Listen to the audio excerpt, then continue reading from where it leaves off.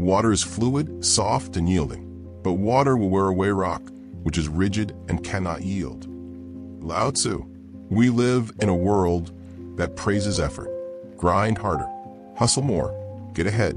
But what if the most powerful way to act was to not act? This might sound strange at first, even lazy. But in the ancient Chinese tradition of Taoism, there's a concept that flips our modern mindset upside down. It's called Wu Wei, often translated as non-action, effortless doing, or the paradoxical action without striving. But Wu Wei doesn't mean sitting around doing nothing. It means aligning yourself so deeply with the flow of life that action arises naturally, without force, without friction. Let's dive into what this really means and how it might just change the way you live. We begin with Lao Tzu, a figure shrouded in mystery. No one really knows if he existed, but legend says he was a wise man who lived around the 6th century BC, around the same time as Confucius. He is credited with writing the Tao Te Ching, a short book of verses that quietly shook the world. Taoism, the philosophy that grew from this text, centers around one key idea: living in harmony with the Tao, the way. But what is the Tao? That's the thing. The Tao can't be fully defined. It's not a god, not a doctrine, not a thing you can point to. It's the unseen rhythm of the universe. It's the invisible pattern behind the seasons, the tides, the unfolding of a flower, the rise and fall of civilizations. The Tao Te Ching begins with this reminder. The Tao that can be spoken is not the eternal Tao.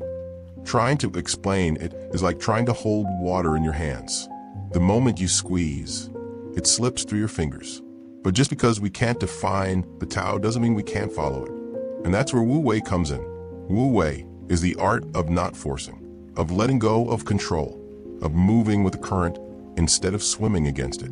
It's a state athletes call the zone. Writers, musicians, martial artists all describe moments when time disappears, the self fades, and action flows without effort. You're not trying, you're being. This state isn't just about performance, it's about harmony.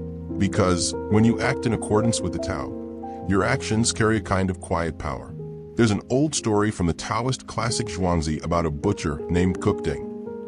Ding had been carving oxen for years, but he didn't shout or hack. He moved like a dancer. His blade slid through the spaces in the bones, never touching tendon or ligament. After 19 years, his knife was still as sharp as new. When asked about his skill, he said, "I follow the natural lines. I let my spirit move where it wants. I go with the flow, and the ox falls apart on its own." He wasn't using force. He was using awareness. He was listening, not with his ears, but with his whole being. In the modern world, we often confuse effort with effectiveness. We push harder when things don't go our way. We overthink, overplan, overcontrol. And in doing so, we create resistance within ourselves and with the world around us. Taoism invites us to ask, what if less effort brought better results?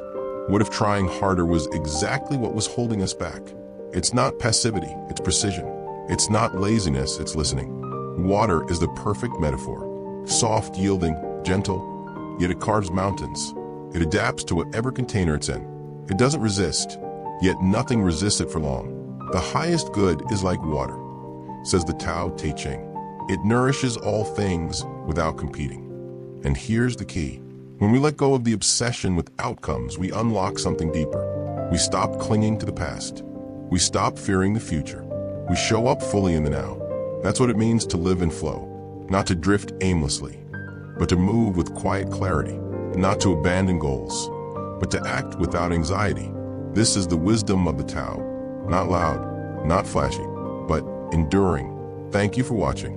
If this resonated with you, consider subscribing. More philosophical explorations from East and West are coming soon.